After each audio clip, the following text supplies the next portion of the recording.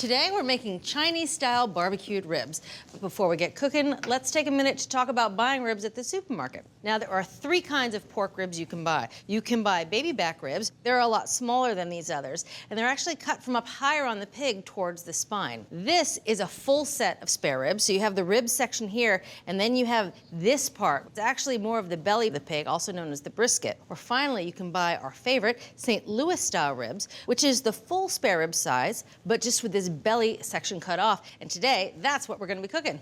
Let's do it. All right. So we're gonna work with 2.5 to 3 pound St. Louis style racks. I've got one cut up over here. We're gonna cut this one. Normally when we're cooking ribs, we come back here and we take the membrane off the back. We're not gonna do that here. Oh, I love it. That makes it easy. Makes it easy, and you know, these ribs, they're not gonna be quite as fall apart tender as the American style. They have a little bit of chew to them, so we're just gonna leave that on. And I like that you're cutting them up because it makes them easier to eat, but also you get more surface area for the glaze. Exactly, yeah, more surface area, and it's actually gonna improve our cooking time. These are gonna cook pretty fast. So I think the best way is to kind of look down here and you can see the 2 ribs. You just wanna go right between them. So now we've got 2.5 to 3 pound racks here. It's time to work on the sauce, and we want a really intense flavor profile for this. We're gonna start with a lot of garlic and ginger. So we've got 8 cloves of garlic. I'm gonna use the food processor just because it's a fair amount to prep. And then I've got a 6-inch piece of ginger that I sliced thin. That's a lot of ginger. A lot of ginger. And we'll just pulse this until it's broken down, about 10 to 12 pulses. Great. All right, let's head over to our pot here. So this is unusual. We're gonna do this as a braised. Normally they're cooked whole and they're hung up in this really interesting oven. So they're not actually barbecued at all. Okay, so to build our braising liquid, we've got a cup of honey. We have 3/4 of a cup of hoisin. Really salty, really savory, also a little bit sweet. 3/4 a cup of soy sauce. 1/2 cup of Chinese rice wine.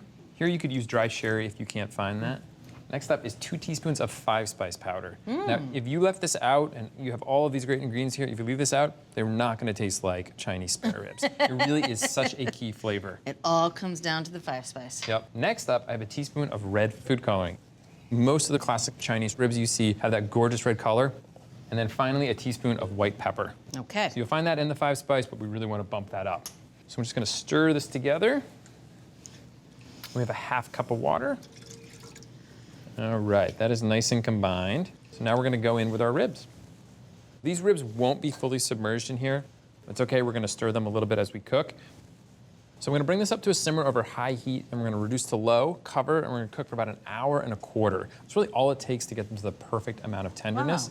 Wow. But we're gonna do it on the stovetop so I can stir them and make sure they're really getting coated in that nice sauce. So that's not a lot of time. It isn't a lot of time, because we want them to be a little bit on the chewy side, which is fantastic.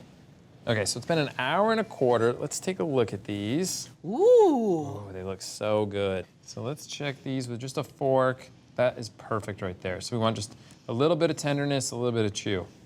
Perfect. All right, so I'm gonna transfer these out of the braising liquid. Those look good already, and they're not even glazed yet. I know, right? All right, that's the last one. So there's a little more fat than we want here right now. So what I'm gonna do is strain it, we'll let it settle and skim a bit off.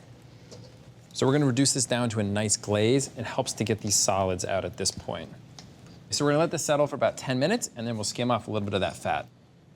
So our fat is separated out nicely there, and I'm just gonna use this wide spoon to take it off. Okay, that looks great. So we're gonna go back into our pot with our braising liquid. And this is super flavorful, but we're gonna wanna reduce it down. We really wanna glaze these just one time and have it really thick and really flavorful. So we're gonna reduce it down, but first I'm gonna add 2 tablespoons of toasted sesame oil. Adds a ton of flavor. I'm gonna bring it up to a boil over high heat. We're gonna reduce it down to about 2.5 cups. It's gonna get nice and syrupy. It's gonna take anywhere from 16 to 20 minutes. Okay, that looks perfect. So we're gonna go into a 425-degree oven with these, and they're gonna be coated in this beautiful sticky glaze. That's a recipe for a smoky, smoky oven. Yes, it is. So we wanna avoid that. So I have a rimmed baking sheet here and a wire rack and a 1/2 cup of water. I also see that you lined it with foil. That's for easy cleanup? Easy cleanup, exactly. So everything can drip down in there. It's not gonna smoke up the kitchen. So now I'm gonna transfer 1/2 of these ribs to our pot over here. Stand back. Oh, yeah. And I'm just gonna stir to coat. Now look how nice and thick that glaze is. Clings beautifully to those. Things are looking good in there. Now I'm gonna transfer them bone side up to our baking sheet here. If there are any bones like that, you want to face them into the middle. They're a little less likely to char that way. We're actually going to flip these halfway through, and we want them to finish with that beautiful meaty side up. Ah. So we're going to go into a 425-degree oven. We're going to cook these for about 10 to 14 minutes until they start to caramelize beautifully on the edge. And we're going to flip them halfway through. Those look so good. They're beautiful. All right.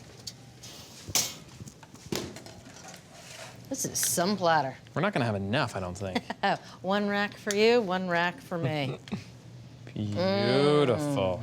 Okay, are you ready to? Yeah. Ready to try these? Yes, I am. Oh, There's a couple for you. perfect. Mmm. That's a good rib. That is so good. A little more chewy texture, right, than a classic American rib. Tons of flavor. Wow. You know, it's funny, there was only a little bit of 5-spice powder in there, but you can really taste it. Oh my God, it's really potent, really nice. Yeah, it's pretty good. Ate it clean off the bone, didn't I? Yeah. These are terrific, and I love the recipe because it's so easy. Well done. Thank you.